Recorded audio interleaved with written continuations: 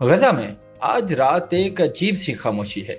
ना बमबारी की गूंज, ना धुएं के बादल, बस हर चेहरे पर एक सवाल, क्या वाकई जंग खत्म होने वाली है? सड़कों के किनारे तबाह हाल इमारतों के बीच छोटे छोटे बच्चे अपनी आंखों में उम्मीद लिए हर गुजरती गाड़ी की तरफ देख रहे हैं कि शायद कोई खुशखबरी ले आए। गजा के लोग कहते हैं महीनों बाद आज पहली रात है जब दिल में डर की बजाय उम्मीद ने जगा ली। अमेरिकी सदर डोनाल्ड ट्रंप ने ऐलान किया है कि इसराइल और हमास के दरमियान गजा अमन मंसूबे के पहले मरहले पर इत्तफाक हो गया है। इस मुआहदे के तहत तमाम यरगमालियों की रिहाई और इसराइली अफवाज की जुज़वी वापसी शामिल है। ये मुआहदा मिस्र की सालसी में तय पाया और आलमी बरादरी ने एहतियात मगर खुशी के साथ इस पेशरफ्त का खैर मकदम किया। गजा के बच्चे कहते हैं हम बस स्कूल वापस जाना चाहते हैं, हम सिर्फ खेलना चाहते हैं, डरना नहीं।